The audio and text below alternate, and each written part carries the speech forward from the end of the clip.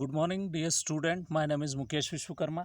जैसा आप सबको पता है, हमारा last paragraph lesson first a portrait of lady का बाकी बचा हुआ था। आज उस पैराग्राफ को हम फिनिश करने जा रहे हैं। ये लेसन फर्स्ट है, अ पोर्ट्रेट ऑफ लेडी, जिसको खुशवंत सिंह जी ने लिखा है। खुशवंत सिंह जी यहाँ पर बोलते हैं कि जब उनकी मृत्यु हो जाती तो उनके चेहरे पर जो है एक अच्छी आभा जो होती है, एक चमक आ जाती है, जैसा कि अक्सर सभी के साथ होता है। We lifted her off the bed, हमने उन्हें बिस्तर से उठाया। एंड एज अ कस्टमरी, जैसा कि रीति रिवाज के अनुसार, laid her on the ground, बिस्तर से उठाकर उनको ग्राउंड पे लेटा दिया। ग्राउंड पे लेटाने के बाद में जो है उसके बाद covered her with a red shroud, उसके बाद में उन्हें लाल कफन में लपेटा गया। After few hours of morning, कुछ देर तक। मॉर्निंग का मतलब यहाँ पर यह होता है कि शोक मनाना किसी भी चीज़ के बारे में। We left her alone to make arrangements, उसके बाद उन्हें अकेला छोड़ दिया क्योंकि कुछ अरेंजमेंट्स भी करने थे उनकी फ्यूनरल्स को लेके, for her funeral.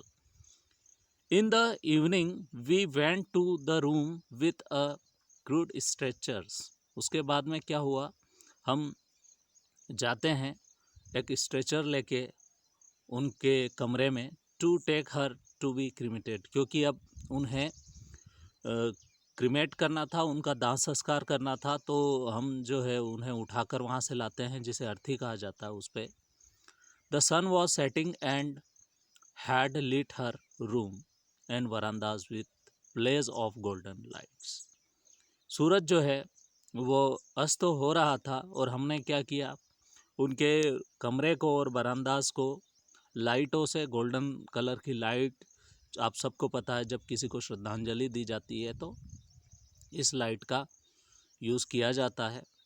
We stopped half way in the courtyard and all over the verandas in the rooms right up where she laid dead and steep wrapped in the red shrouds। उसके बाद हम जहाँ पर वो लेटे हुए थे वहाँ से उनको, चूँकि उनकी जो अर्थी है वो तैयार करनी थी, तो उसके बाद में उनको वहाँ जहाँ रेड श्राउड में उन्हें लपेट कर लेटा रखा था वहाँ से उनको उठाते हैं। वहाँ पर क्या एक बहुत ही रोचक चीज़ होती है, लगभग 1000 of sparrows set scattered on the floor, बैठी रहती है, लगभग 1000 के तकरीबन वहाँ पर स्पैरोज बैठी रहती है। देयर वॉज नो चिरपिंग्स, पर कोई शोर शराबा उनकी तरफ से नहीं किया जाता है, कोई आवाज़ उनके द्वारा नहीं निकाली जाती है। We felt sorry for the birds, हमें उन पक्षियों पे काफ़ी दया आई, क्योंकि वो इस प्रकार से जैसे वो भी शोक मना रही हो उनके दादी माँ के जाने का। तो खुशवंत सिंह जी की मदर ने क्या किया, my mother fetched some bread for them, मेरी दादी जो है, मेरी मदर जो है, जिस प्रकार मेरी दादी उनको रोटी के टुकड़े डाल दिया करती थी, उसी प्रकार जो है मदर भी जो है वो रोटी के टुकड़ों को अरेंज करती है और she broke it into the little crumbs, उसके बाद छोटे छोटे टुकड़ों में। The way my grandmother use to, उसी तरह से जिस प्रकार खुशवंत सिंह जी की दादी माँ रोटी के टुकड़े को तोड़ा करती थी।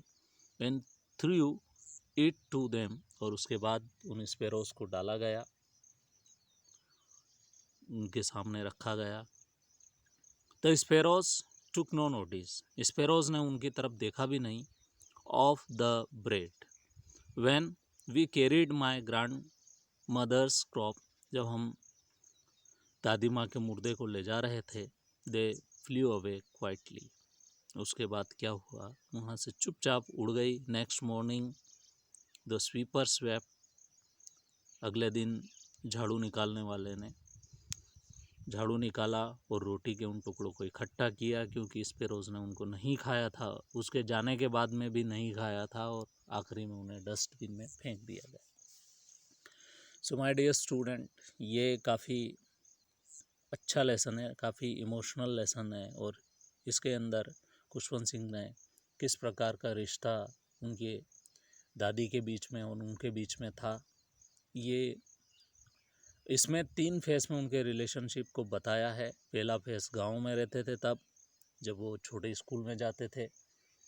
दूसरा फेस सिटी में सेटल हुए। और तीसरा फेस जब खुशवंत सिंह यूनिवर्सिटी को जाते हैं अपनी पढ़ाई को पूरा करने के लिए। तो किस प्रकार से अलग अलग फेसेस में जो है वो फ्रेंडशिप जो है वो फेड होती गई, कमज़ोर पड़ती गई, और किस प्रकार से आखिरी में उनकी दादी माँ का अंत हो जाता है। It's a very ultimate story. It is an example of an extraordinary writing. So please enjoy. Thank you so much for joining me.